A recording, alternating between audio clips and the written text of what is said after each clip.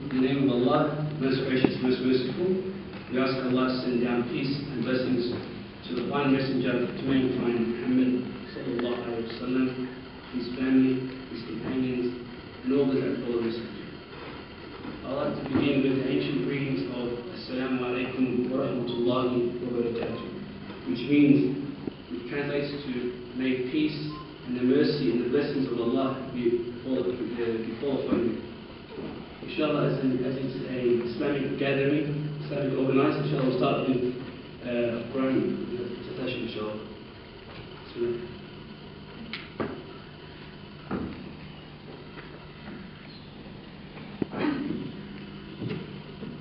أعوذ بالله من الشيطان الرجيم. بسم الله الرحمن الرحيم.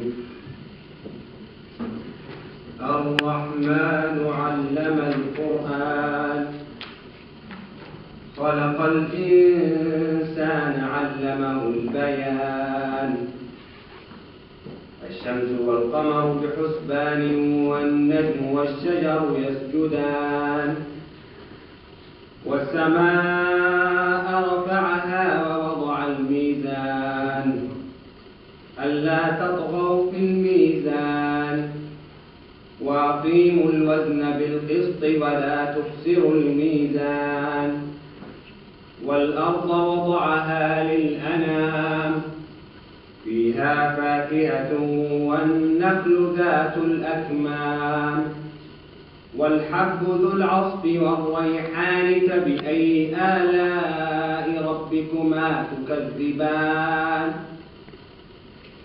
خلق الإنسان من صلصال كالفخار وخلق الجان من مارج من نار فبأي آلاء ربكما تكذبان رب المشرقين ورب المغربين فبأي آلاء ربكما تكذبان مرج البحرين يلتقيان بينهما برزخ لا يبغيان فبأي آلاء ربكما تكذبان. We'll just get a translation of the first 21st to the 21st surah's ayah, sorry. Agora 30. In the name of Allah, the most gracious, the most merciful. He is God the gracious, who has taught the Quran. He has created man. He has taught him plain speech. The sun and the moon run their courses according to a fixed reckoning, and the steamless plants and the trees humbly submit to his will. And the heaven he has raised high and set up a measure, that you may not transgress the measure. So weigh all things in justice, and fall not short of the measure. And he has set the earth for his creatures. Therein are all kinds of fruit, palm trees, and seeds, and grain with its husk and fragrant plants. Which then of favours of your Lord will you twain deny, O men and jinn? He created man from the dry ringing clay, which is like baked pottery, and the jinn he created from the flame of fire. Which then of the favours of your Lord will you twain deny? The Lord of the two easts and the Lord of the two wests. Which then of the favours of your Lord will you twain deny? He has made the two bodies of water, they will one day meet.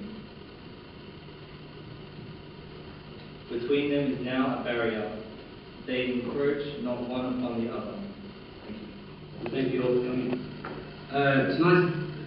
This evening's debate is Islam or secular liberalism, which is the way forward.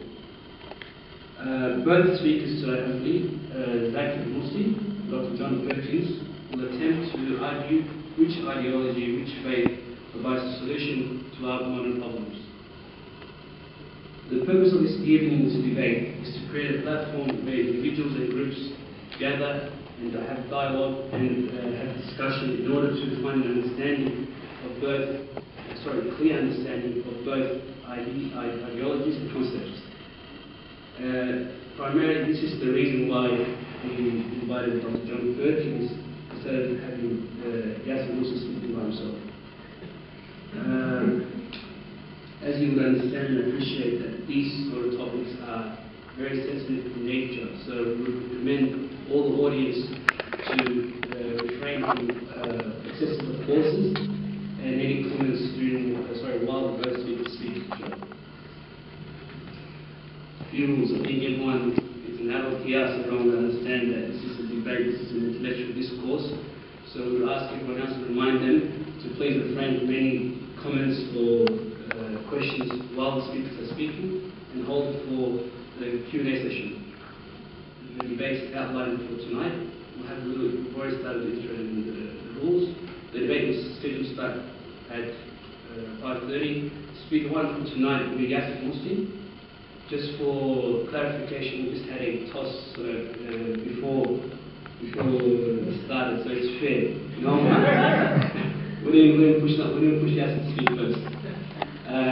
So Yasser will be speaker one. He'll give his information hopefully in 20 minutes, and I will be giving a 1-minute warning for both speakers. Speaker two, Dr. John Perkins, and the Muslims will be having a break, and everyone else at 6:10, which is fourth Maghrib prayer. So we'll be going to the prayer room to just pray our prayers over there, and hopefully do that by 10 minutes. So we'll resume the debates, the rebuttals, by 6:30 with John Perkins rebutting Yasser Muslim's speech, and Yasser Muslim rebutting John Perkins. Okay, and then we'll hopefully start at 7:10 with Q&A.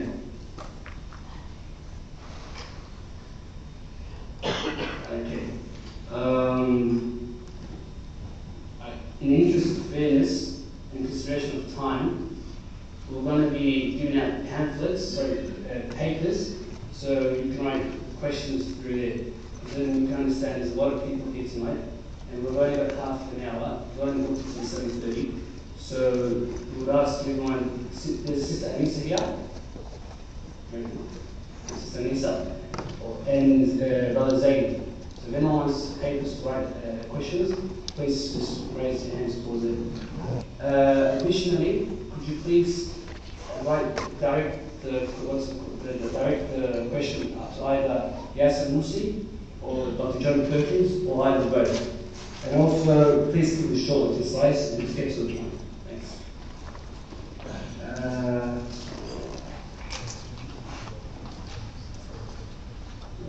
Great.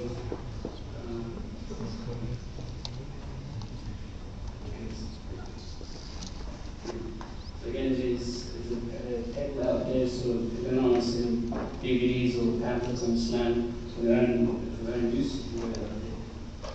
sorry.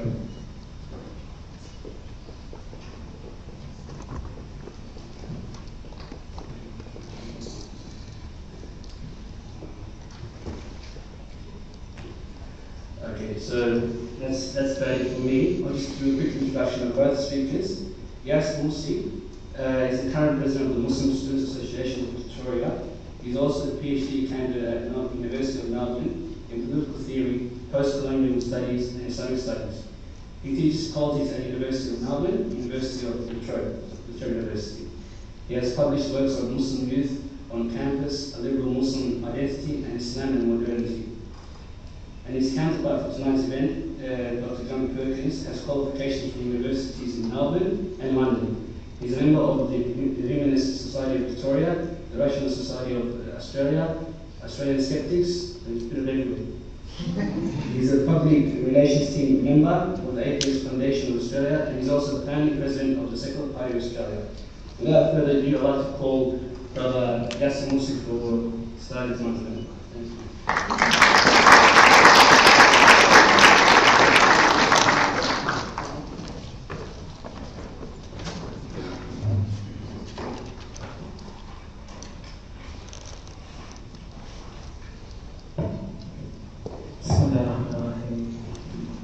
Assalamu alaikum wa rahmatullahi wa barakatuh. Good evening, ladies and gentlemen. I'd firstly like to acknowledge the original owners of this land and their struggle to be recognised. Also like to thank the organisers, John for showing up, and of course the crowd for participating. Hopefully it will be a very fruitful discussion. I should start, like most religious people, with a confession. I don't normally like these debates. I find them too often pretending to be neutral when they're not. They're often located within a particular space, and too often they reduce themselves to unnecessary pop philosophy attempting to fix truth, world, and self in an attempt to make outlandish claims about the nature of God and the world. With that said, there are opportunities within these discussions for something fruitful to occur, and a necessary discussion to understand the locality we all share in today's world. For this reason, I'd like to highlight that I think we should make a distinction between philosophy and politics when discussing these issues. If philosophy is the pursuit of truth, politics is the study of power, and I believe that any pursuit of truth should be understood within the matrix of power, within the grid of power, and how power shapes truth today, how power shapes what can and cannot be said, what can and cannot be believed. And for this reason, I want to bring attention to the so-called neutrality in which this debate between secularists and religious people participate in. The kind of Bundoora Stalinian notion of the doxa, the thing in the background, the thing that we take for granted, the set of common sense ideas that assume to be neutral, things that are not said, a kind of coalition of public sentiments that make up our public space and assume certain things. And I can tell you that as a Muslim since September 11, there has been a question mark around my identity.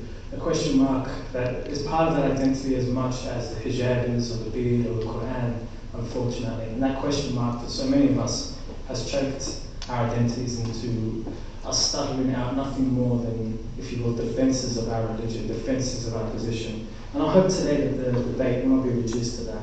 I hope today that we can not just see me as a Muslim, but as somebody who can participate in a discussion about the problems that we face today. And here again, I'll reference again why I really like these conversations, because they become overly abstract.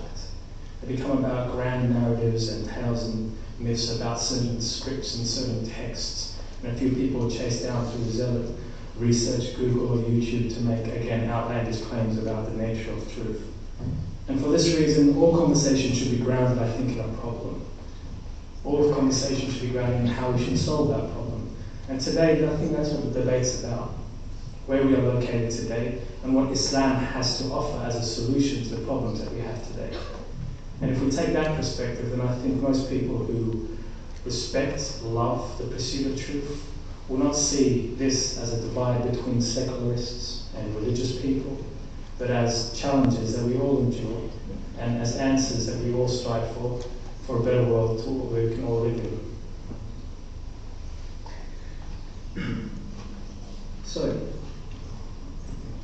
in conclusion to my introduction,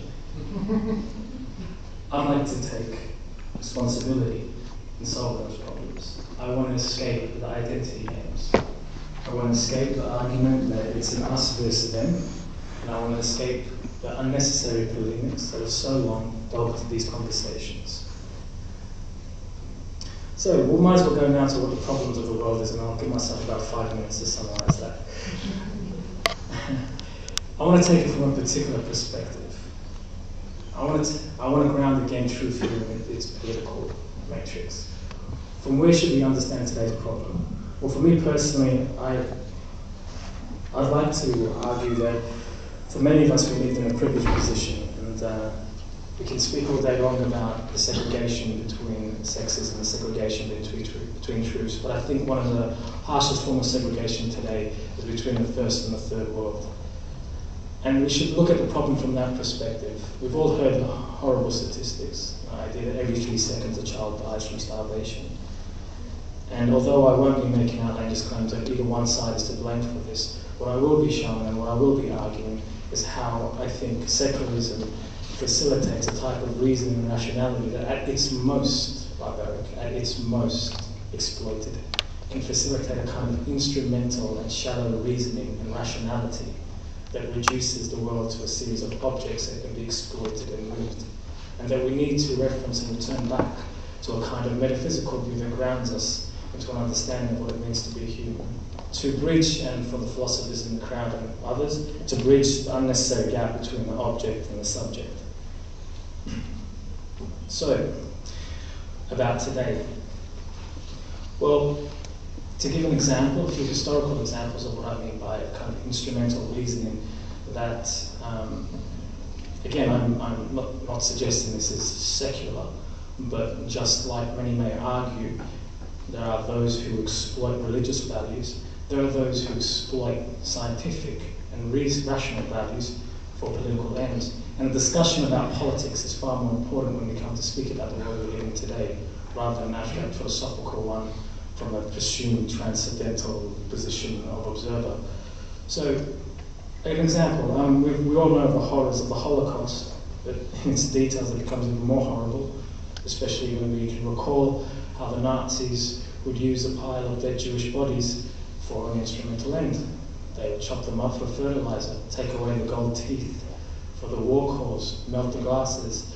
Here, seemingly, is an observation of how we can see things purely as objects, to totally dehumanize something, to demystify something to the degree where they become nothing more than a bag of fertilizer. It's horrible and shocking.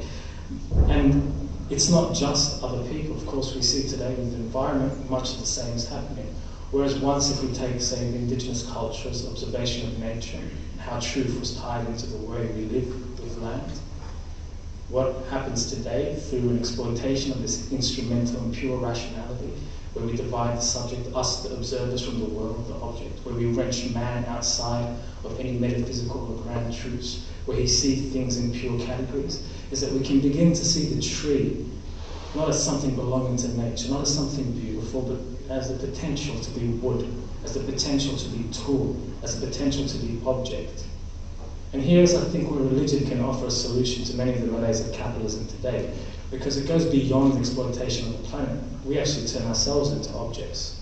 We turn ourselves into workers, into bits and pieces, to be mobilized and moved around.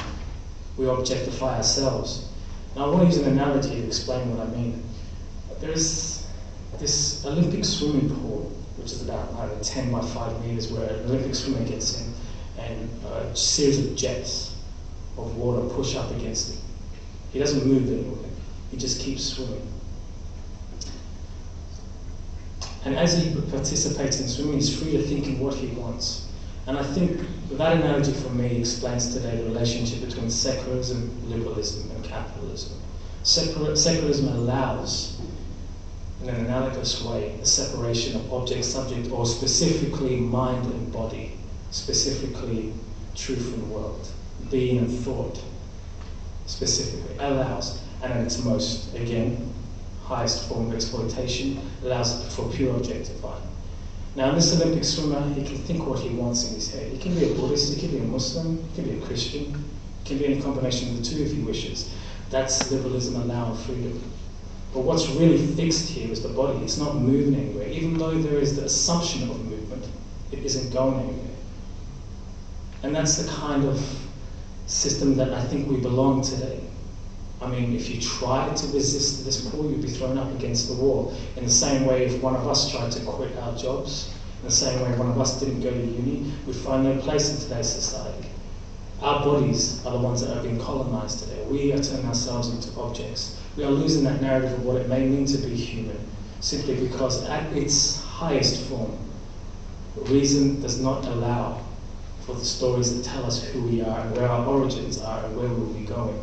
And here, within this context of an exploited capitalism, where we should take not ourselves as the reference point, but the other side of modernity that isn't quite as progressive as the skyscrapers and the convenient coffee makers that we have, but the other side of modernity, third world poverty, where one US missile could feed an entire school of children for 5 years. The other side of modernity, where although we have perfected our ability to heal ourselves, we have also perfected our ability to kill ourselves. And from their perspective, a different type of story that does not see third world labor as merely objects, would allow the satisfaction of a east-west, but part of a human family, part of an origin, part of a destination. And here, religion offers an answer. And in particular for me, Islam, and I will conclude my talk with the solution part for a few reasons. First, Islam has embedded within it a kind of philosophical, theological legacy that can locate man in a different position than, as I said, the kind of abstract, ideal citizen that we have embedded within liberal thought today. I'll get to that a bit later through an analogy, but there's another aspect of Islam today. It's the ideal other. It's that which is outside the doxa, that which is outside the common sense. And I think that is quite a privileged position to have, especially in a capitalism that appropriates everything, that puts Che Guevara on lip balm, a capitalism that which induces all sorts of truths in order to be commoditized and sold. Here, Islam has part of its tradition still intact because it is utterly rejected. And it's from that position of outside that it becomes a benefit, that position from looking back at the world we live in, that it may assume a solution, a narrative. And that in itself, at a political position, is beneficial. This is not, again, referencing a 1400 years worth of intellectual, philosophical, theological, and ethical aesthetic traditions that are grounded in the Quran and Sunnah, grounded in the prophetic tradition, which itself is a wealth. But just by its pure virtue as the ideal other, it offers something. But what can Islam offer? Well, as I said, I'll use an analogy here. A story I've told before, and I'm getting a bit bored of it, to be honest. But there's a story of a sultan who had invited two artists to create a fantastic piece of art to reflect the nature of mankind. And at the expense of these artists, all the treasury and whatever they wanted. One artist painted on the wall a fantastic image of man from Adam to Sultan, using all the golds and the paints and the jewels the Sultan had to offer. Another artist went on the other side of the wall and used only a bucket of water to polish that wall clean. And when the Sultan came to see which of the two had the perfect art, he recognized it instantaneously. It was the polished wall. Because when he stood before that polished wall, it acted like a mirror, and it grounded man. He saw himself with the art behind him. And that, for I think Imam Ghazali, was reflective of Islam. To understand truth, it is where the body is located. Thought becomes reflected. We become the first experience. We see truth from what position we stand. It becomes less abstract and more concrete, or more precisely a combination of the two. So it may sound strange, and of course I have to overcome all these stereotypical assumptions about the Sharia, but I'll give an example of what I mean, or what it seems to be one of the more barbaric, quote-unquote, expressions of Islamic law, and how it plays with the subject-object divide, how it plays between being grounded in the political reality of the time and striving from abstract moral principle, such as justice. We've all heard, I'm sure, and if you haven't, you've probably heard from a friend, that the punishment for theft in Islam is chopping off one's hand. Now, just for clarification, that practice was pre-Islamic. It happened before the Prophet ﷺ came. But Islam didn't eradicate it. It didn't deny it. It didn't contradict it. What Islam introduced was a series of rights of law before the punishment could be enacted. It introduced the necessity of witnesses, the necessity of the first principle of defense for it to be Islam, and for the state. You could not chop off a hand of a man who stole for bread if he was hungry, if the state had not provided that man the opportunity to work. So what we have here is, and the reason why it didn't eradicate it is equally as interesting, because if it had back then, quote unquote, theft would often lead to tribal warfare. If you had eradicated the crime, it could have reduced itself back to where it was. So what we have here is an interesting injunction in history between an event and a principle. That is, between an objective world and an abstract value. That we strive for this value. We strive for justice. We strive for peace. It encourages man. It says to man, the first principle that you should pursue is to be just. The first principle you should do is to see how this quote-unquote thief enjoys his life. But it doesn't eradicate initially the conditions of the society that he was born out of. And this is throughout Sharia, throughout Islamic fiqh, the basis of the maqasid, the high objective, the grounding of the minhaj, the methodology upon which we extract truths, by constantly oscillating between the realities of the political condition and the abstractions of the principles we pursue. Believe me, it's the same with polygamy. It's the same with all these so-called problematic and malignant elements that Islam apparently hasn't left behind. The Sharia here becomes a flexible, intelligent process moving towards a principle that we all enjoy, universal qualities of justice, by dealing with the unfortunate political conditions of the context that we live in. And it's this type of solution that I think that religion, when it's taken in its entirety, not in its stereotypical, cliche-ridden, simplistic cut-and-paste bits that we find on YouTube, that offers part of a solution to the conversation. And it is, of course, my belief that Islam is the solution, of course. But this is not something that I would take in absolutes. It's an incremental debate. That we live here at the stage of Mecca before we can migrate to the Medina state, or to put it in another sense, we live at the stage of dawah before we can live at the stage of law. So, in conclusion, I would just like to again reiterate my hope for this debate, that it moves beyond the finger pointing, the attempting to fix each other as props in some fantasy that we hold the truth. It moves beyond that and starts dealing with real human concrete problems, and understands that the traditions around the world have always tried to deal with these problems, and deal with them in, I think, a most humane manner in the way Islam does. Inshallah khair, all errors are mine and all that belongs to God, subhanahu wa ta'ala belongs to God. Assalamu alaikum, thanks again for your time, I appreciate your patience, thank you.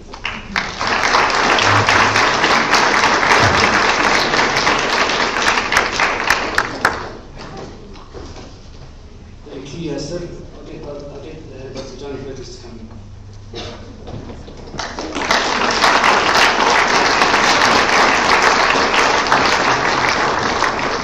Thank you very much. We began with a Muslim prayer, and unfortunately I can't think of a secular prayer to respond to, so I'll just continue with my debate. Thank you very much. I would like to thank the Islamic Society for this invitation, because I think these types of debate are not very common, and so I welcome the opportunity. This is Islamic Awareness Week, as was mentioned, and I think we should be more aware of Islam, and particularly its origins and history. I think the subject of this debate is a good one: Islam or secular liberalism, which is the way forward. I will outline why Islam is definitely not the way forward. I will then explain why secular liberalism is in fact the only way forward. Finally, I'd like to talk about the nature of religious identity and how these opposing group views can be reconciled. I will be saying some things that the Muslim audience will probably not want to hear. I don't want to cause offence, so that I'm sorry about that, but there's some things that I think need to be said, and I'm going to say them.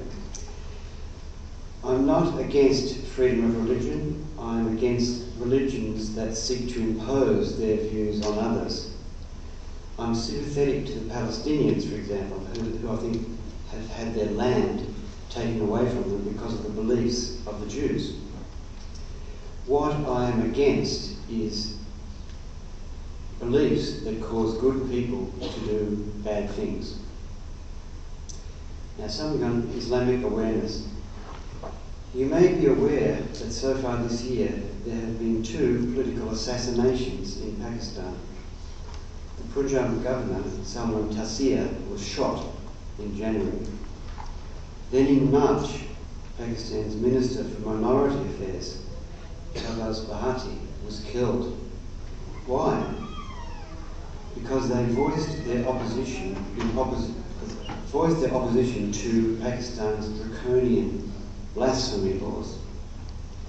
They were shot down for merely expressing their opinion.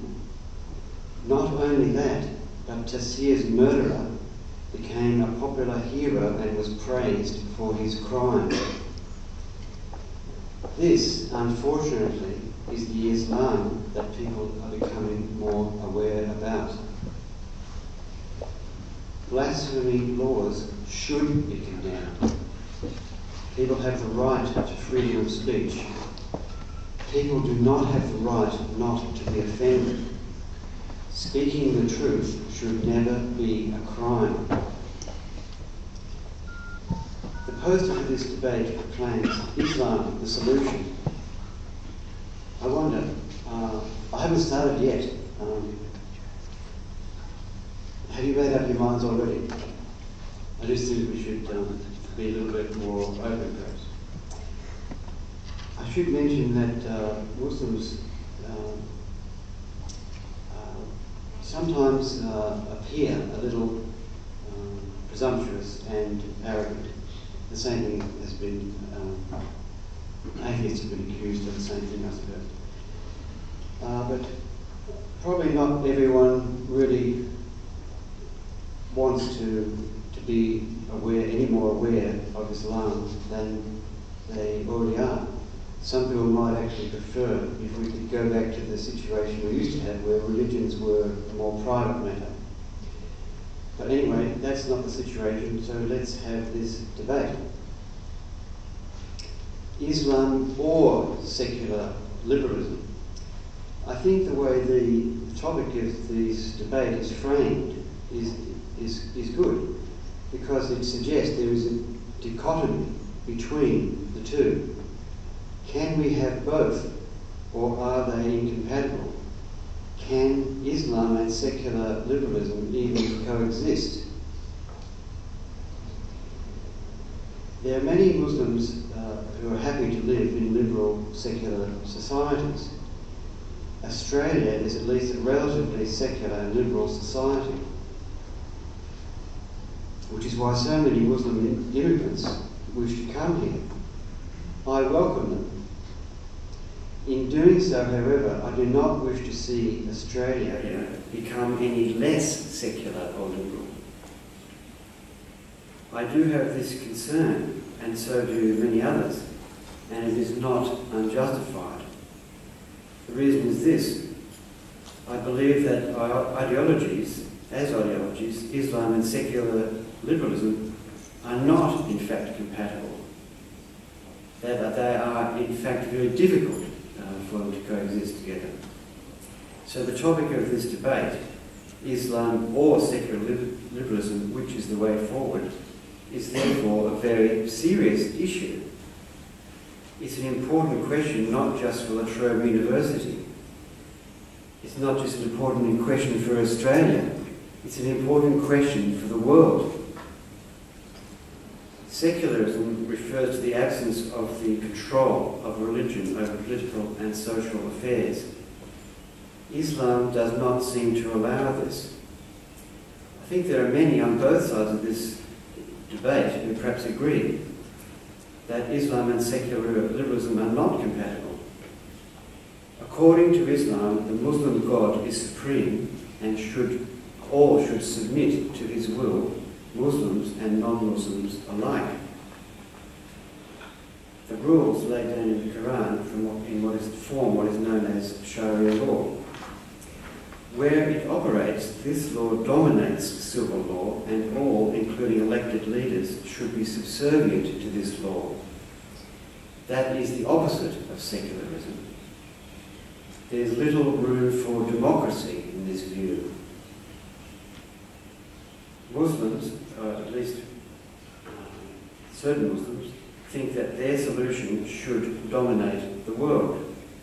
Non-Muslims think that their secular liberal way of life is threatened by this claim. So I think in this we are caught between a rock and a very hard place. If this is true, then we should really take notice of the importance of this debate. Now, I suggest that Islam is not the way forward. It's a mark of all human progress that we use objective criteria to establish facts and use this knowledge to develop civilization, increase human welfare, and advance the human condition. Through history, the extent to which this has occurred can be measured. If we compare the corresponding role of religion through history, a pattern emerges. The greater the power of religion, the slower the rate of human progress. The reasons for this are clear. Progress requires investigation, experimentation, the exploration of doubt, the resolving of contradictions. Humans benefit when this knowledge is put into practice through technical innovation. The greatest period of human progress began in the Enlightenment in Europe, when the Dark Ages ended and the power of the churches was diminished. From this, it is clear that secular liberalism is the only way forward. Religions, by their nature, suppress inquiry, suppress investigation, and suppress doubt. They inhibit innovation and inhibit human progress, socially, politically, and economically. No religion does this more in the world today than Islam. Islam is not the way forward, it is the way back. Islam is not the solution. Islam is the problem. Islam is an ideology. As an ideology, Islam is a failure, socially, economically, and politically. We can see this through history, and we can see it today. Islam is a humanitarian disaster, and its biggest victims are Muslims themselves, especially women. An example from history. When Christianity took over the Roman Empire, the Greek schools of learning were closed down, plunging Europe into the Dark Ages. Fortunately, the Greek knowledge was retained by the Arabs, the Arab world, which did enable scholars there to lead the world at that time in philosophy and science. Unfortunately, when the scholars began to question too closely the tenets of Islam in the 12th century, they too were closed down. This began the long decline of the Arab world relative to Europe. This was typified by the fact that the introduction of the printing press into the Muslim world was delayed by over 300 years. This relative decline persists to this day. Some are inclined to blame this situation on colonialism. That is an excuse which has long passed its expiry date. The United Nations Arab Human Development Reports provide a comprehensive investigation into the social and economic conditions in the Arab countries. These reports identified 3 deficits compared with other regions. The deficits were in freedom, women's empowerment, and in knowledge. They refer in detail to the effects of this. They refer in detail to the deficiencies in Arab societies according to all sorts of measurements of human welfare.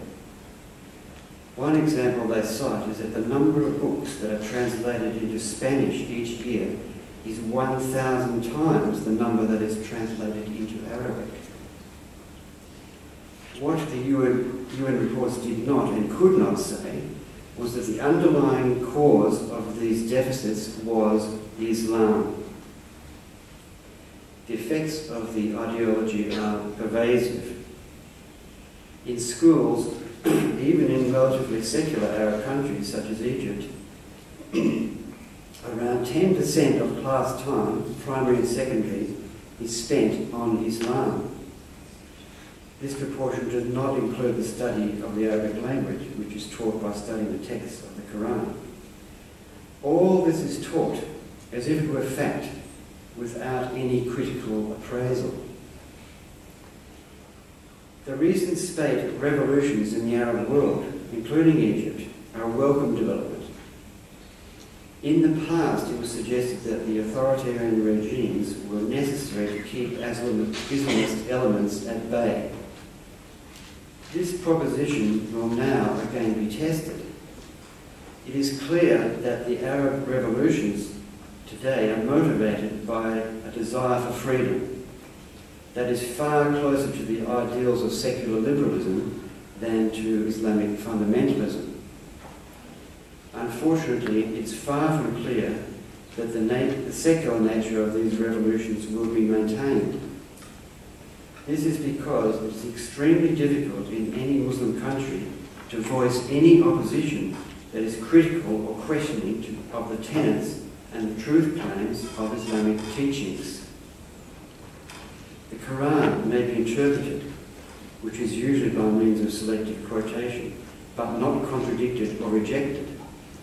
Hence, when some activity is either mandated or prohibited by the Quran, it is difficult for the secular voice to argue against it. In Islamic history, and as recent evident experience in Pakistan shows, the consequences of this can be death. What is the way forward? This intimidation must be resisted. Secular liberalism is the only way forward. All the benefits of modern society in health, education, welfare and prosperity derive from the application of secular liberal values in research, investigation and scientific method. Secular values did not lead to or cause the crimes committed by communist or totalitarian regimes. All knowledge and power can be misused. But people do not go to war over science. They do go to war over religion. The only way to go forward is to try to overcome fear, overcome guilt, overcome intimidation by peer group pressure and ask basic questions. Why do I believe? Do I believe out of loyalty to my culture, my identity, or do I believe because I think it is true? Have I even thought about whether my religion is true? I think most people believe for emotional and cultural reasons without ever seriously evaluating the truth criteria. We have to recognize how easy it is for the human mind to be deceived. In fact, we know that Islam, like other religions, is not true. This is a different question as to whether we can prove the existence of a god or gods. As statements of historical record, religions are not true, including Islam. Note that to prove something is false, we need only find one contradiction. Religions are full of contradictions. When we look at all religions, including Islam, we see they're based on ancient legends and creation myths that have been thoroughly discounted by modern science. I will cite one legend. Islam claims the heritage of both Judaism and Christianity and claims the earlier prophets as their own. These three religions are known as the Abrahamic religions because they all hold Abraham, or Ibrahim as he is known in Islam, to be the first prophet.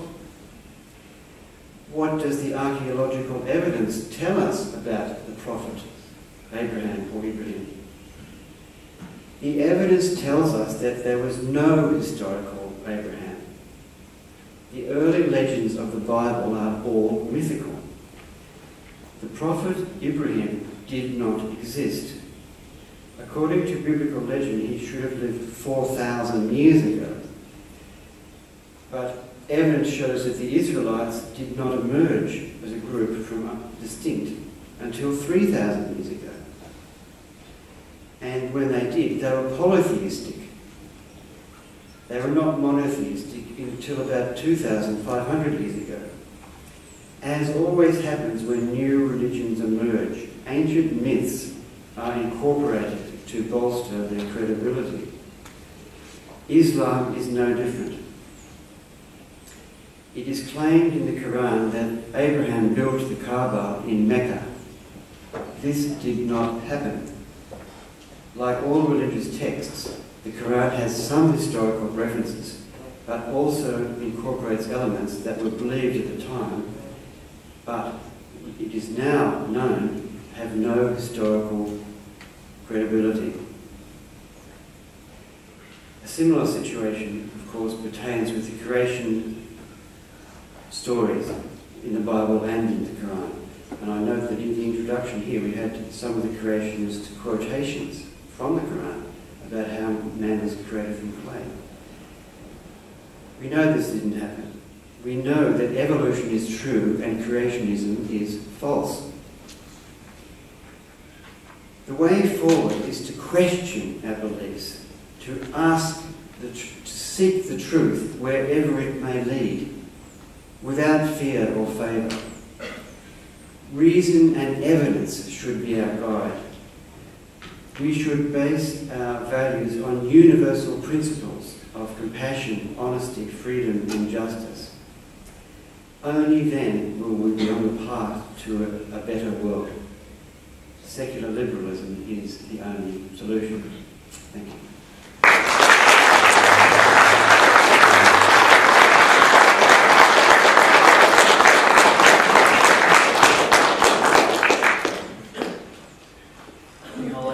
Both speakers for a very interesting and thought-provoking and enlightening speech. I think it's time for Maghrib now, so the Muslims are going to go to pray in the prayer room.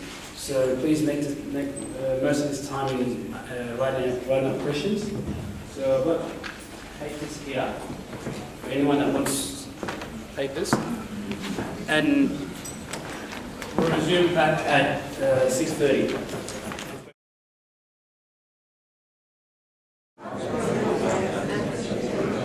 بسم الله والحمد لله والصلاة والسلام على رسول الله صلى الله عليه وسلم وعلى آله وأصحابه أجمعين. We've made a slight change. We've got speaker 2. Sorry, it's speaker 1, everybody, versus speaker Yasser. But it's going to be for 10 minutes.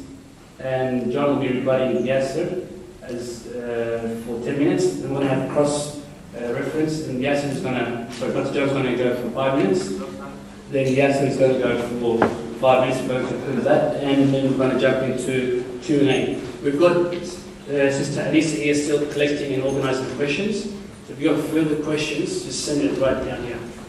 I would like to call Yasser for the first 10 minutes. Thank you.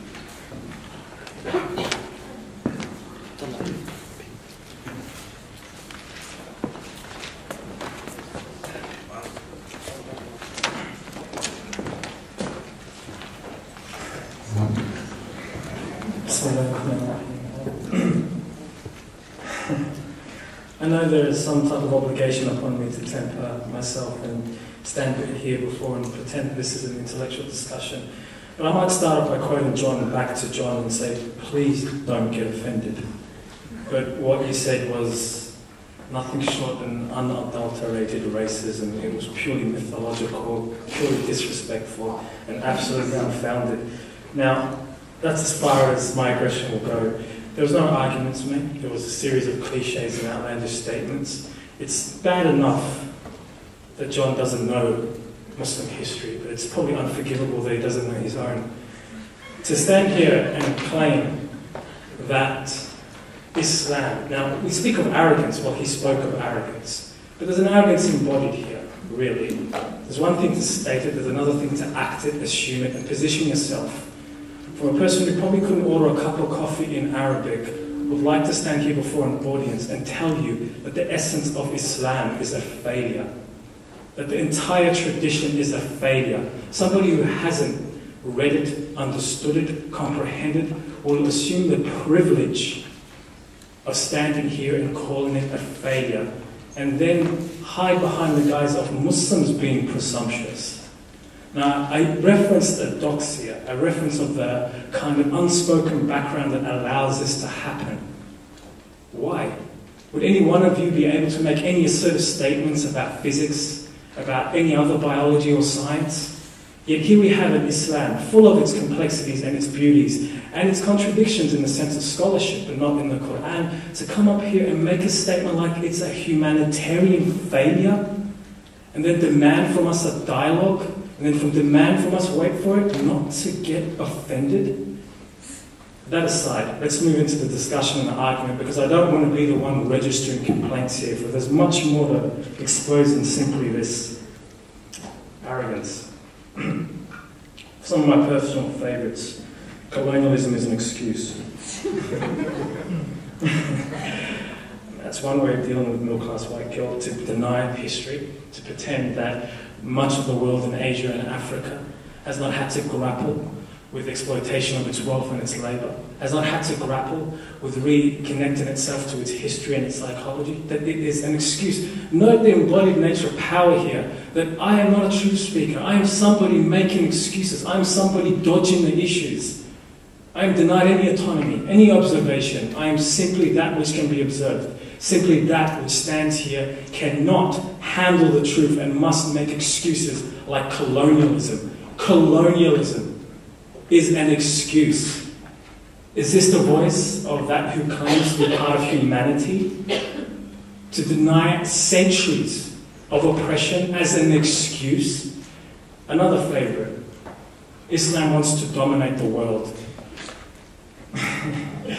This is straight out of Orientalism 101. Let's have a look at a proper look at the world. You know, forget the 800 US tanks on the border of Muslim countries. Forget that. Okay, forget the puppet regimes that are held together. Forget the IMF and the World Trade Organization. Forget all that. Let's look at a psychological, cultural level. Let me tell you a story about my cousin. Okay, in Egypt. All right, my cousin in Egypt can recite Eminem. Okay, my cousin in Egypt can tell you all about, okay, the Liverpool Football Club or the Arsenal Football Club. My cousin in Egypt knows more about the West than he does about Egypt. And I remember last time when I was there in Egypt, yeah, I remember looking at the pyramids, one aspect of our history. I remember looking at the Coptic church. I remember looking at a mosque. I remember looking at the Arab nationalist building of Gamal Abdel Nasser. It was like a timeline of Egyptian history moving forward. And you know, I looked forward as in anticipation. What will tomorrow bring us? You know what I saw? I saw a big building with a half-naked Britney Spears selling me Pepsi. The idea that the West, through globalization, is not taking over, or we are not losing a series of indigenous traditions and cultures, and it's Islam that is taking over, this is pure phobia, and it should not be taken serious, and that has no place in these discussions. And we have to be open to it. I do not want to come up here and be angry. I do not want to come up here and reconstitute my people's dignity. I do not want to have to come up here and say, John, you are wrong. I want the discussion to evolve beyond these simple polemics. And they begin with more honesty from their side than it does simply by saying Muslims can't criticize the Quran. Why would we? Why would we? That's not the purpose of the project. The purpose of the project is to understand. We've embodied some form of a cheap skepticism that has been grounded in Descartes. Everything must be challenged. Everything must reduce itself to being a falsibility. There's so much wrong with what was said. So much. That there's no point in me going bit by bit. But I do want to express some of the power structures involved here.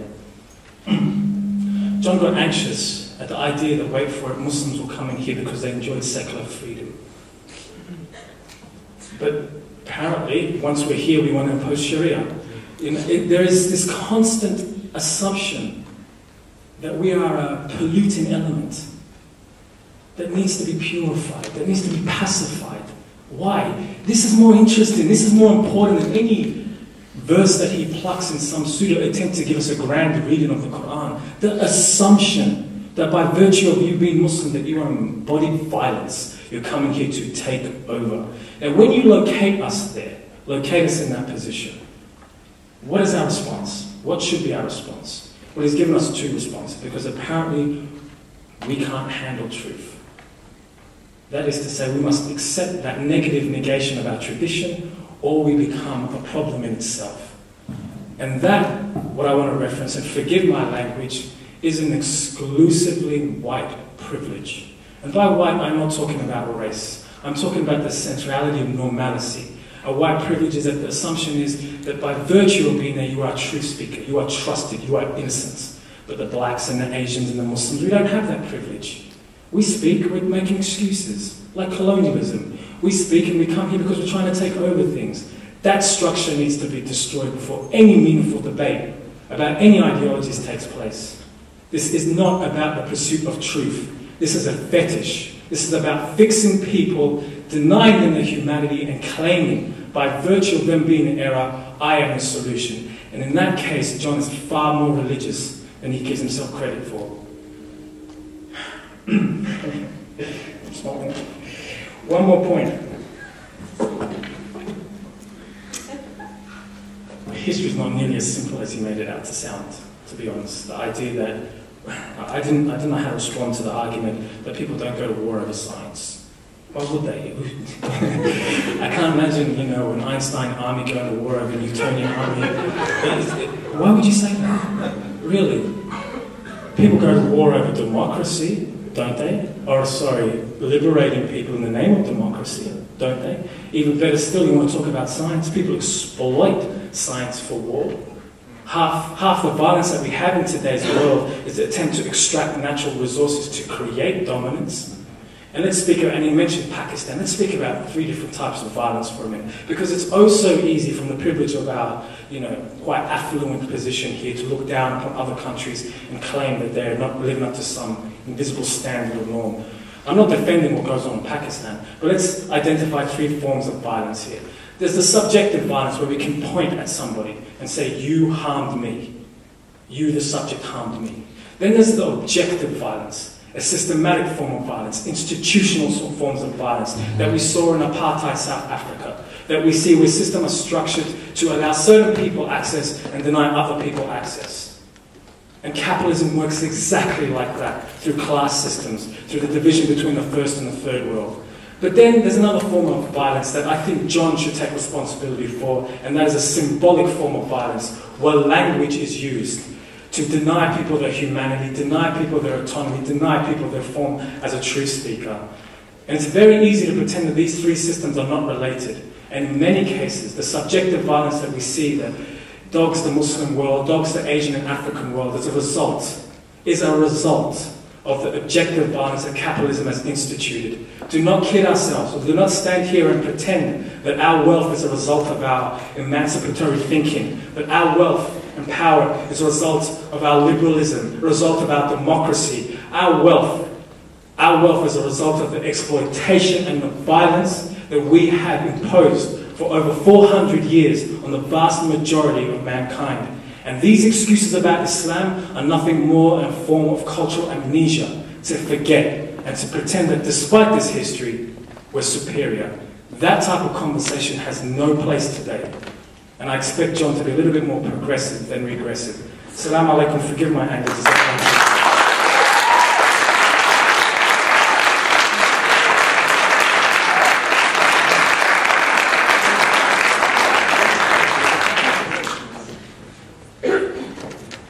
Things are getting a bit more interesting, a bit more hot now. Yes, it was. All right. 10 minutes, Dr. John.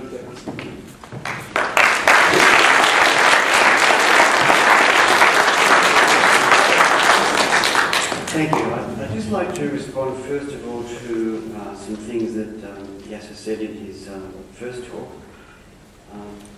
Some of the arguments, I had a little bit of trouble following some of the arguments, but I think one of them was that he said that secularism was dehumanizing or had a dehumanizing rationality to it. I don't follow that because I'm a member of the Humanist Society, and I find the Humanist Society philosophy quite the opposite, very humanizing. Another thing that he said that was an advantage of the Islamic view was that it was outside common sense. Now, to me, I think being outside common sense is a disadvantage, not an advantage. He said that the Sharia law is flexible. Well, how can something be flexible when it's in the Quran and you can't change it? he expressed his main arguments that Islam was the solution was his belief that Islam was the solution. Well, just having a belief doesn't make it true. That's the whole point I'm trying to make. Some other aspects that, in response to his rebuttal there, well, I'm sorry that if I've appeared to be arrogant and quoting facts. What I've done is just give evidence and quote facts. Now, facts are not arrogant. The deficiencies that I mentioned that pertain in the Arab countries, they were described by Arab scholars themselves in the United Nations report. That is objective measurement. It's not arrogant. It's evidence. And I think the response of Yasser is just a form of denial, which is not a river in Egypt. It's a form of psychological disinclination to accept the other person's rational arguments.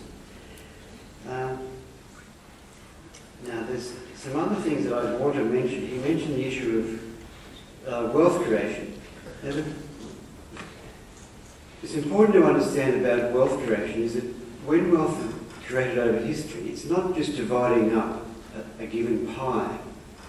Wealth is created dynamically by investment and production and accumulation, and what makes it work is technical innovation. So that's basically the reason how wealth is created. It doesn't get created by adherence to ancient dogmas. Another point that he said I wanted to correct was one of the things that I mentioned was the issue of colonialism. Some people have put forward the reason why the Arab countries or other countries are so deficient is because of their colonial history and that the wealth was taken away from them by the colonial powers. Well, that may have been true at some time in the past, but what I said was that it's not an excuse now. The colonial era is long gone, so you can't now say that in the 21st century that the relative problems that exist in these countries is as a result of that history. I mean, many countries have improved vastly, like China, for example, from that time. So it's impossible to overcome these deficiencies and achieve wealth. But you have to have an ideology that doesn't prevent it from happening. Now, there's another question that I think is important to raise, and about the nature of Islam, which I didn't have time to go into before. And on the question of violence, why is Islam, in particular, why does it seem to be associated with violence and terrorism around the world? I mean, you have to read your newspapers practically any day to observe it. I think that this is also something that arises as a characteristic from Islamic history. And the most important thing is that the Prophet Muhammad, he was not a religious leader like Jesus. He was a military leader. And he was a very good military leader. He was a very successful military leader. He led a military rebellion. We know this from historical sources. There's a very good book on it by the name of Richard Gabriel. What happened was that after he was banished from Mecca and he went to Medina, he started a military campaign from there. This began with attacks on the caravans, trade caravans from Mecca. in the year 623. Now this was an insurgency. It was a military insurgency, and it developed into a guerrilla war. It was the first one of its type in history. And given that the results we see today have where it's led to, probably it's the most successful military insurgency in history. Because the whole religion of Islam would never have been here today had not he achieved those military victories early on. It would have been a sect which, like so many others, just came and went. But he was a brilliant military strategist and achieved phenomenal victories, both conquering the Arab Peninsula and then later his successors conquered empires. How did they do it? They had a very strong belief. They had a very strong belief in an afterlife where they would be rewarded for death. So the main advantage they had was that their soldiers were very, very fearless. And that was a new innovation. And a lot of the Quran arises out of this military campaign. A lot of the revelations are actually military proclamations in the military campaign. And a reading of how the Quran was derived and which times bits of it were written, you can tell this from the history. Now, this is an important determining factor of the nature of Islam today. Because of this history, it is the duty of Muslims, as I understand it, to emulate the Prophet. So it's quite understandable that you can see this pattern of violence, which is continuing today and has continued throughout Muslim history. So that was one thing I wanted to, an important issue that I think needs to be clarified. How am I going for time? You've got another 2 minutes. Another 2 minutes. Okay. Another issue I'd like to raise is the issue of women in Islam. I've got a couple of quotes. The Quran 4:34. Men have authority over women because God has made one superior to the other.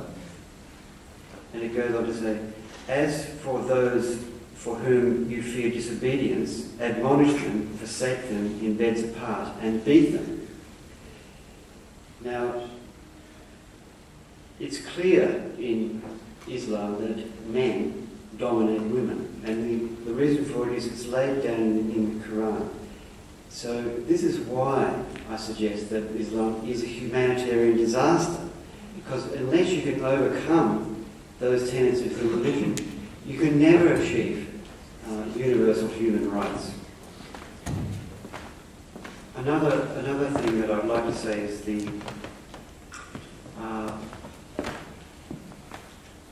about the wearing of hijabs and veils. The Quran at 33:59. Prophet, enjoin your wives, your daughters, and the wives of true believers to draw their veils around them. That is more proper, so that they may be recognised and not be molested. So I'd just like to point out that the people who, it's entirely their choice if they want to wear veils and these Islamic garments, but I'd just like to point out that the reason in the Quran that you have to wear them is so that you won't be molested. Now, can't we have a different solution where men are able to not molest women without having women to wear these type of garments? Can't we aspire to a world where we have a better concept of human rights? Thank you.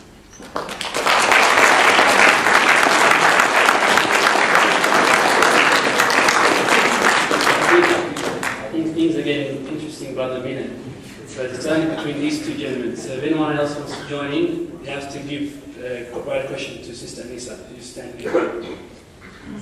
Okay, just for fairness, so that second speaker, which is Dr. John, doesn't have always an advantage.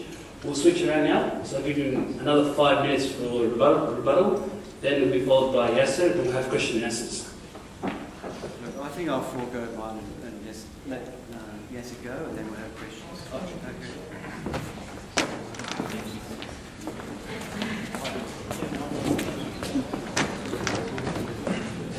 There's nothing much else needed to be said other than the unfortunate task of reclaiming Muslim women's dignity from John's explanation of Islam and women. It was predictable. It was always going to come. It was always going to return to that point where women were going to be used as a symptom, example of Islam's apparent failure to achieve human rights. Now, let's discuss a few of these verses. I know this may be bad. I'm equal to her. No, we will. Comments aren't allowed. Yeah, everyone, please. Sorry? Comments aren't allowed from the audience. I think rather than fall back into the category of continually talking about Muslim women, it will be far more beneficial and productive to listen to Muslim women. And once that occurs, I think the conversation can evolve. In respect to, once again, the attempt to cut and paste a verse from the Quran and give it its fixed meaning, it's deeply problematic. And there's 2 points I want to make here. First of all, that's not how we extract truth from our text. Sharia does not mean law. Sharia is the embodiment of the institutions that allow law. Law is fiqh.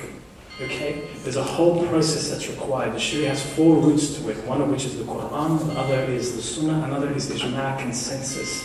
You cannot just pluck a verse and pretend to give it its definition and meaning, especially, and the series of required conditions is that you are grounded in the language and the tradition. Okay, this is problematic. Please do not assume an authority of the tradition you are not trained in, because you will come up with these conclusions.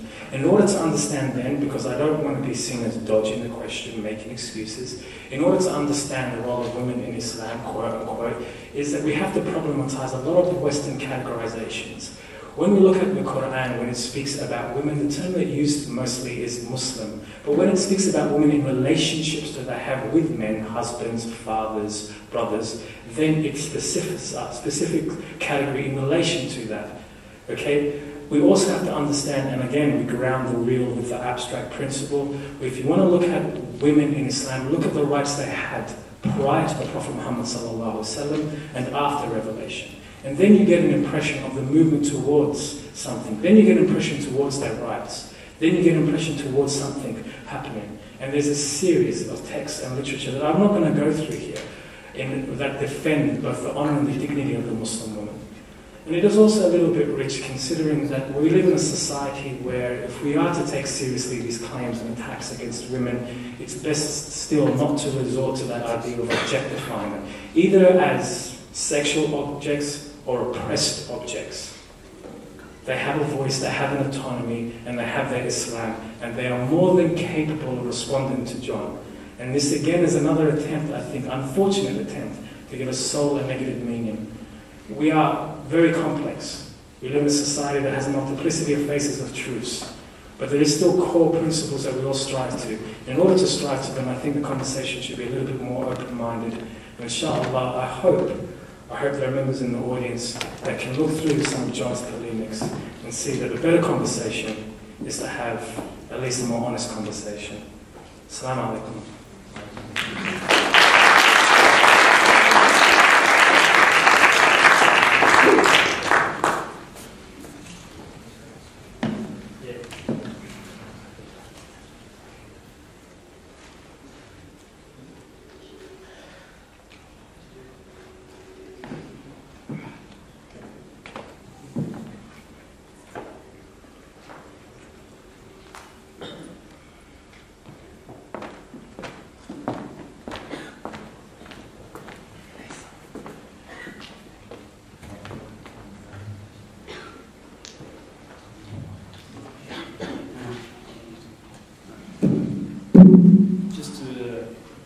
apologies for those that we don't choose their questions.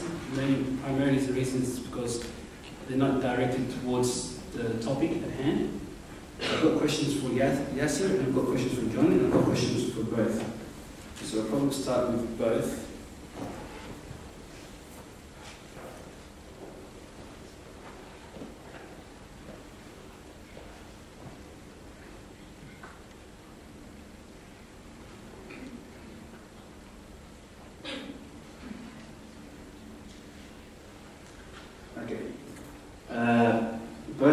Both of you claim that your ideology is the way forward.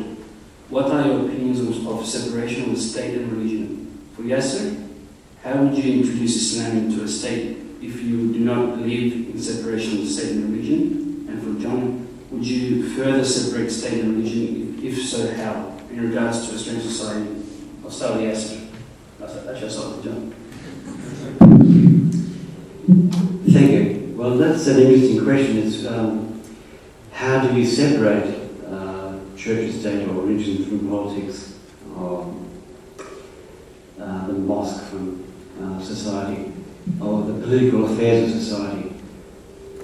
The best way of doing this is in the country's constitution.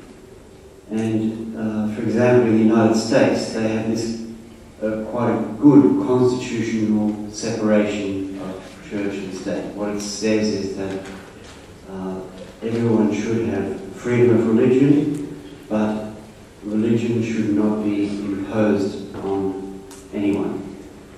And we have a very similar clause in the Australian Constitution. It says the Commonwealth shall make no law for establishing any religion or for prohibiting the free expression of religion or imposing any religious test for public office. So what we do have, and the way to do it, is to have a law which constitutionally describes this separation. And this is actually the most important embodiment of secularism, that sort of constitutional separation. Now, unfortunately, in Australia, the High Court has more or less overthrown that, but there's a challenge at the moment. In Muslim countries, it's actually even more necessary that we have such a constitutional separation. And you can see that the countries that have got that actually work much better. Turkey, for example, has a very strict secular constitution, and it doesn't allow religions, or religion of Islam in particular, to take power the same way that it does as in other countries. Indonesia is another example where you have a constitutional which doesn't specify secularism, but it does give you freedom of religion. Now, the reverse applies, unfortunately, in many countries where not only is Islam not separated from the institutions of state, it's mandated because Islam is part of the constitution. They make Islamic law the fundamental law, and that is completely the wrong way to go. Unfortunately, the invasions that took place of Iraq and in Afghanistan, both those countries have ended up with new constitutions which mandate Islamic law as a fundamental law, which, in my view, makes secularism impossible and probably makes, ultimately, true democracy impossible in those countries. So we really have to look at how we can preserve, and we haven't got to promote this idea of secularism. Because I truly believe that the future of the world depends on it.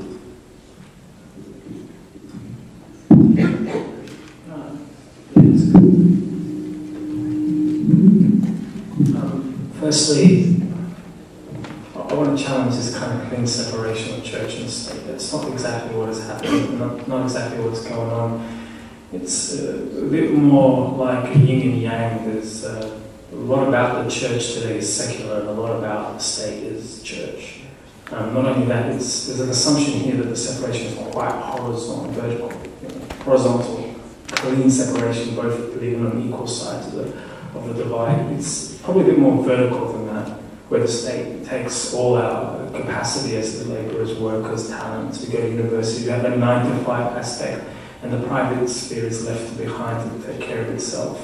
So we don't really have a separation. What we have is a public space that is made up of a series of assumptions, ideals, ideology, a horizon that allows certain actions and non-actions.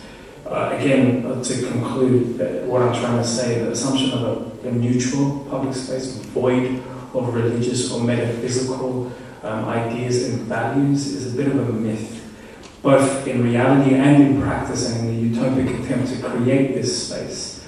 It's all based on another type of methodology as well, the notion of a very abstract citizen who exists prior to society, who exists as a non-religious entity, a non-metaphysical entity. All of this needs to be examined before we can make a very simple claim that a separation of church and state is a desired entity, or even for that matter exists. I've heard plenty of secularists say we don't have that. And I've heard plenty of religious people say that too much of the secularist belief is crept into religious values.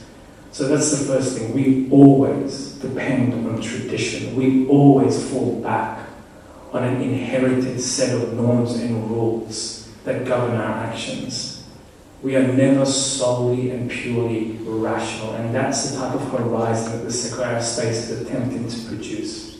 It's simply a myth. It's not there. What we need is a discourse and discussion to allow mobility, movement, understanding and comprehension of problems and solution. Call it what you will, but to deny religion its wealth of wisdom to participate in that, I think is a little bit unnecessary and at times a bit violent.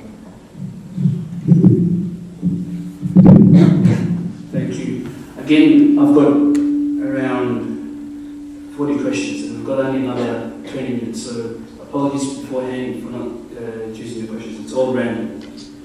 Question for Dr. John. Is there any official statement that proves the evolution theory, as you mentioned in your talk? Well, the proof is in the scientific evidence. We've got so many, the proof is overwhelming. There's nothing more that is more proven in science. We've got biological evidence, we've got fossil record evidence. By contrast, for the creation theory, we've got no evidence. We've only got belief in an ancient book. Question for Yasser. If the creator of the universe didn't want us to be objects as material things, why did he create us as material objects?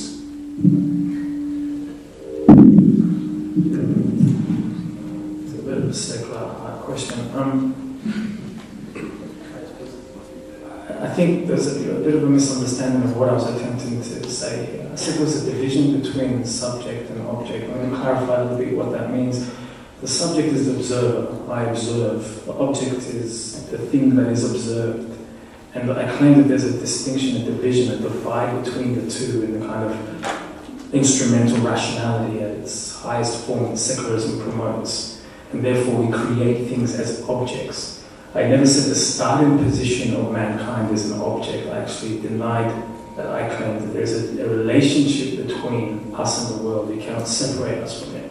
We are born into society. We inherit language. It structures our systematic and symbolic worldviews.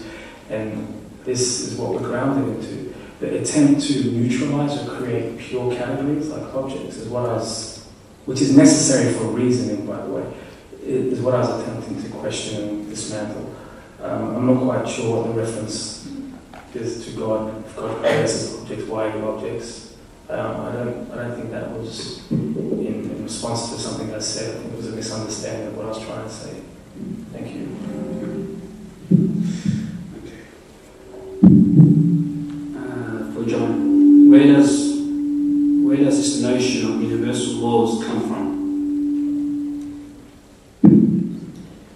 Yeah, good, thank you. Well, I think the question is referring to universal moral laws or ethical morals. Okay, well, humans are evolved to be social beings. Now, part of that is a mechanism how we get on together. All animals actually have some sort of mechanism where they interact. Humans have developed an intellect and a higher capacity to reason about moral issues. And what we have done, and this is actually in some similarity to other religions, or the secular view, is that our value is something like the golden rule. Do unto others as you would have them do. In other words, be fair. And you can generalize that rule in various different ways. Be honest because you don't want to be lied to. Treat people well because you want them to treat you that way. So this is a natural phenomenon, and the ethical reasoning is subject to human rationality. What we can do is to describe certain principles like honesty, compassion, justice, freedom, and then do our best to achieve these principles. What we can't do, and what religions try to do, is set some absolute law, which is either that or something else. I'll do it or don't do it. It doesn't work like that. There's so many moral questions where it's a matter of balance. It's no simple answer. We just have to use these principles based on reasoning to do the best that we can. And when you do that, you will find that you'll usually do a lot better than following some prescribed ancient law in a religious text. I've got more questions for Yasser instead of John. On the way. Okay, for Yasser, you said that the power shapes truth. Please explain how this process operates and give a concrete example of how truth that has been shaped or misshapen by power. Do you believe in objective truth, or do you hold the postmodernist view that truth is a social construct? This is truth is relative. Most definitely not a postmodernist. I believe in one God. I think I'll give a concrete example of how power shapes truth. Well, language. We just only have to look at the English language, and there are X amount of words to describe a promiscuous woman in a negative term, and so many words describe the same activity from a man in congratulatory terms. Language shapes our ability to see certain things and naturally not see certain things. We see the way how language structures the difference between, say, white and black as positive and negative. Language is ultimately the seed of thought, and for many of us, many theories. And that doesn't necessarily mean that I'm denying an object truth. You can take the structuralist approach here rather than the post-structuralist approach and saying that language gives us the vehicle or the prism or the paradigm to see truth. And so what I was attempting to say here by my reference to a doxa and common sense, which incidentally, common sense is not truth. Common sense is a series of norms and practices that we assume are common, okay, assume are natural and real and meaningful. That creates certain visibilities and certain invisibilities. So the concrete example I'll give is the way, for so long in the West, men describe women in language. It creates symbolic, if you will, or, as I mentioned, forms of violence. That does not make me a postmodernist. I don't believe in, I do believe there's an objective corporal reality that has to be experienced. If you want to put me within the prism or the kaleidoscope of Western thought, I'd be somewhere, something like a phenomenologist who believes the body is the first seat of experience and believes that consciousness is shaped from systems beyond us, systems that are not born, not born with us, but precede us. I think that answered the question to an extent, but it's just again to clarify, I'm talking specifically about language and discourses.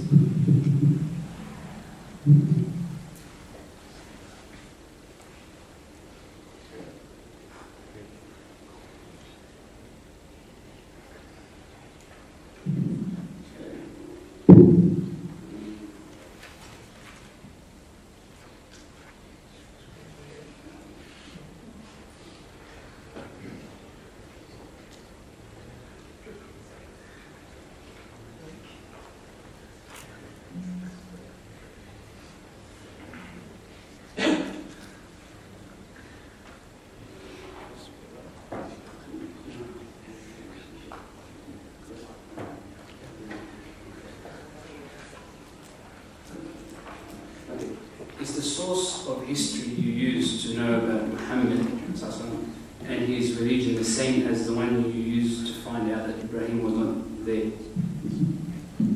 Couldn't hear the question. Sorry. The question was, is the source of history you used to know about Muhammad and his religion the same as the one that you used to find out that Ibrahim was not there? No, they're different sources. I'll tell you what they are. The source about the biblical origins and the archaeology of them is a book by an Israeli archaeologist called Israel Finkelstein, The Bible Unearthed. And it is a very comprehensive of the state of knowledge about the archaeological research on the area, and there's been a lot. And the early days of it was just simply trying to verify that the Bible was true by digging up the dirt. But a diligent and proper analysis of it shows that yes, there's some things that are in the Bible that are validated by evidence. But the further back you go, including about the first 10 books of the Bible, it's basically all mythological. That early stuff was just brought in about 250, 2,500 years ago when the main part of the Judaism religion was created, and it was based on the ancient myths that they had this conquest, basically to set up to try to motivate them to do more for national unity and conquest at that time. Now the other source, and by the way, there's been a lot of good programs on SBS about the archaeology of the Bible lands. So now the other book which I found very interesting about was called Muhammad, Islam's first great general. And that's written by a US military historian. And he has gone to the whole area and reviewed all of the terrain and the landmarks. And he's gone into the details of the weapons and equipment that was available at the time, and how Muhammad had knowledge of this because he was a trader on the camel train, so he was very familiar with how camel trains operated. And it's a very interesting book, and it's a very objective point of view of analysis of how these events were achieved. And most of the source of it is actually coming from Islamic sources themselves, but he's just put together with the insight of a military historian.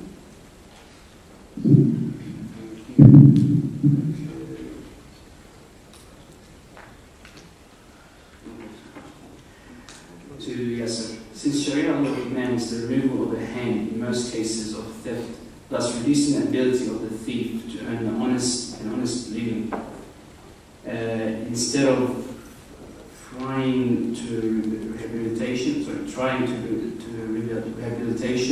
the thief, how can Islam be seen as humane and compassionate in today's world, and how can Muslims expect non-Muslims to agree to the introduction of Sharia law in Australia?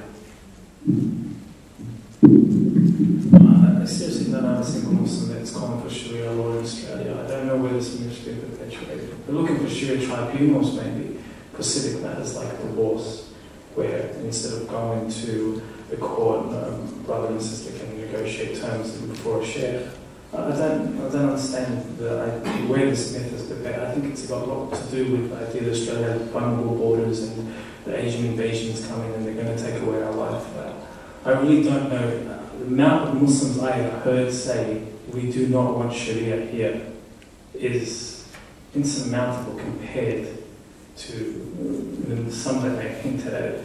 That said, I think if the opportunity arose for Muslims to live in a community where Sharia functioned and allowed us to express our religion in its fullest, not just our man, but ihsan, the ability to beautify things and see things through the gaze, while God stares at us, is an ambition, absolutely. I'm not going to shy away from that. But to the question about chopping off the hand and the idea of humanity, there's 2 points here. We're not trying to convince anyone. Okay, what we're trying to suggest, or what at least I was trying to suggest, is that there's a whole process involved in Sharia. There's a methodology involved. It is not as, I think one of the things that bugs me is the other's world, our world is always reduced to its most simplistic. It's just, catch the thief, chop off his hand. Well, here in the West we have a complex set of tribunals, complex set of interpretation, a jurisprudence process, we've got the law and so forth. I need to stress that it's similarly complex, okay? It similarly expands. It similarly depends on the context, okay? Now, I am not denying very clearly that the law is there, but what Islam introduced, okay, what it introduced was the due processes that led to its implementation, as well as the principle that the first guard that we have against theft is Islam. The first guard that we have against corruption is Islam. That we must introduce this in its fullest first before we can implement punishment. That is the humane element. Okay. As well, the Quranic verse that mentions this also speaks very clearly about that who repents should be forgiven. There's disagreement by scholars, and I don't want to do what John does and pluck out a verse and give my own interpretation, but there's a disagreement here about scholars when that forgiveness occurs, before or after the punishment. But that said, the only point I would like to stress on again is please, if you take any point away, and you're willing to believe it or examine it or study it, the Sharia is quite complex. It's not as simple as you make it sound. You keep reducing it down to the hudud, the punishment. It's not that at all. Thank you. The following question is for both speakers. The way forward surely includes human rights and equality for all people. How does your faith, or lack of faith, stand in the promotion of human rights, especially for women, gay people, and other faith systems? We'll start with John. Well, the human rights that we defend are universal human rights. They don't depend on any religion. So that's why I've put forward the argument that secular values with universal human rights, equality and freedom, as laid down in the Universal Declaration of Human Rights, is the best solid basis for determining these things. And I would note that in the Islamic world has sought to deny universal human rights.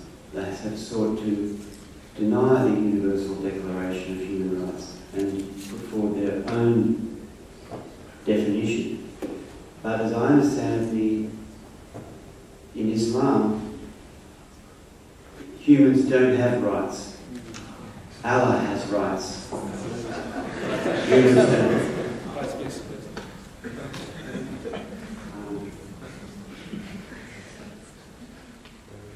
So that was my argument, that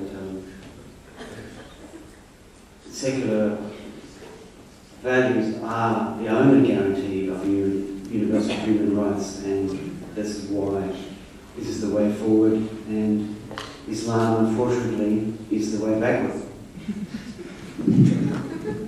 If anyone wants a question, so if anyone wants to ask a question, please write down the paper. There's some papers here. Write down the paper and give it to Sister Anissa.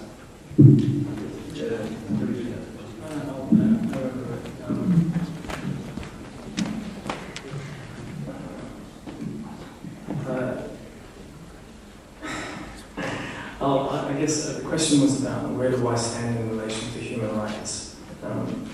It's a broad discussion. Let me first say here there are plenty of positives, whether you want to call them universal or particular or otherwise. There are other aspects to it that need to be challenged in the spirit of the debate here. First of all, particular conceptualizing of human that is embodied in human rights is at no stretch of anyone's imagination universal. It's a property owner, first and foremost, and if truth be told, and here's me being a little bit polemic, a little bit critical, the human rights, well, he's blue-eyed, blonde hair, heterosexual, middle class, he grew up in enlightenment. He's not that which can consume and express the entirety of different and diverse worlds. I'll get to the more concrete examples first. Let's go back to the human here. It's a possessive thing. It's embodied with inalienable rights. Now, I spoke about abstractions earlier, but there are concrete realities that we endure and live through. And I want to speak about these concrete realities a little bit more. For example, John tried to say Muslims don't have rights in Islam or something. Let's use a different word. You know what? Let's use Gandhi. Yeah? Right. Gandhi uses something very similar. I think he inherited, I don't know, this is a non-historical claim, I don't interpret history as well as John. I'm not quite sure where Gandhi got this from, but he spoke about debts as opposed to rights. That is, when you are born to a mother, you have a debt. When you are educated and fed and sustained in a society, you have a debt. And it's not a conscious debt. You know, if any serious understanding of psychoanalysis will tell you that the structure of our thought, our unconscious and so forth is structured through, our relationship with our early childhood relationship with parents and society and language. The idea that we could extract out the human and not participate in this debt exchange is a little bit problematic. So what does this mean? Well, I'll tell you what it means in a concrete example. Let's say one of human rights is, there's no child labour. Well, in certain conditions in the world, family depends on children working for them. That is a reality. It's not something that we can sit here and condemn and say, no, it's a violation of human rights.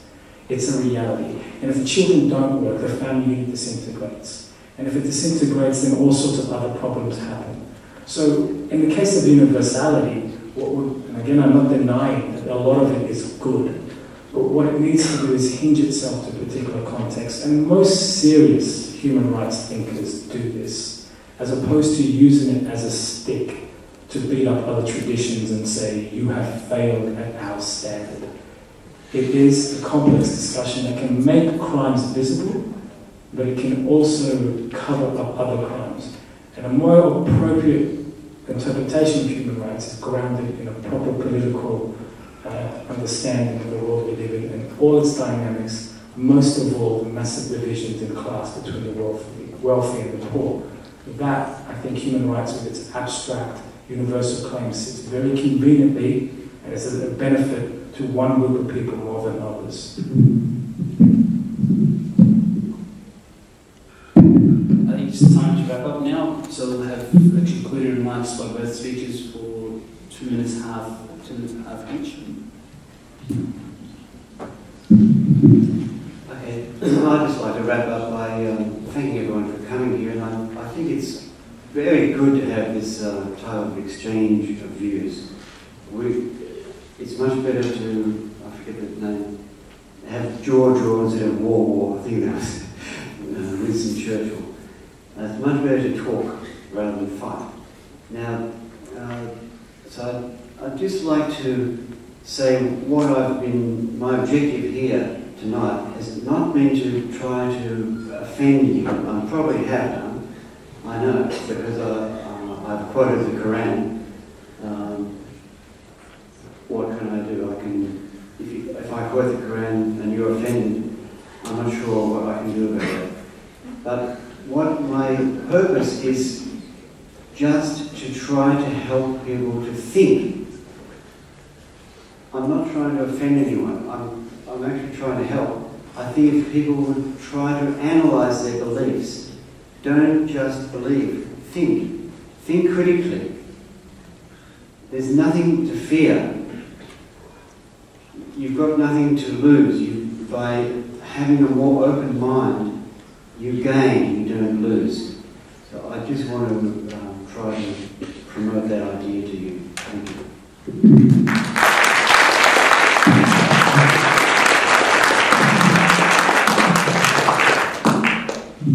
I'd like to also thank the organisers and the audience for participating, and hopefully there was something of benefit to come out of it.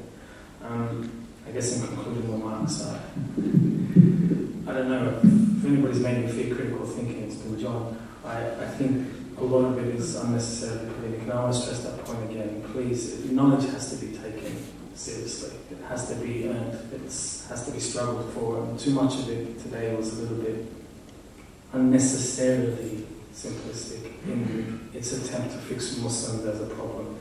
I hope that collectively, and I have many beautiful and wonderful secularist atheist friends who I benefit extremely beneficial conversations from, who I enjoy immensely having conversations with them. And I know as much as I have been offended today, they will be too at some of the things that have been said here. And I only want to extend, again, another branch to say that I will always want to participate in these conversations if they're done in the right spirit, if the motive is to learn from one another, if the motive is to move forward, if the motive is to understand as opposed to fix and make outlandish claims like Islam is a humanitarian failure.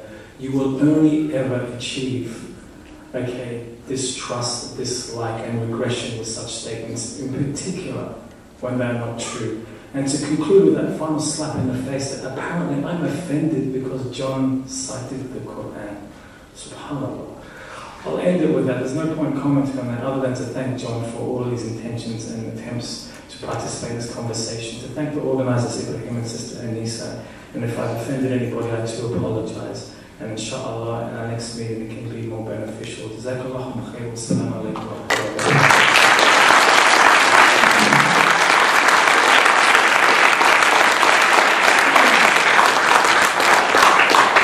Hopefully everyone benefited in acquired some good things. I'd like to thank both speakers for a very thought-provoking and interesting.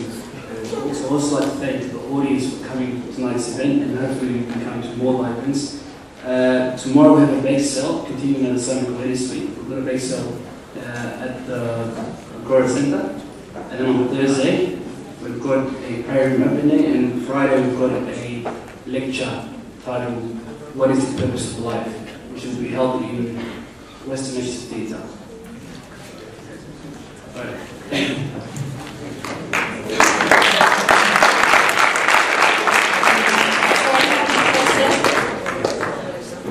For anyone interested, there's free download material just over there in the free show box.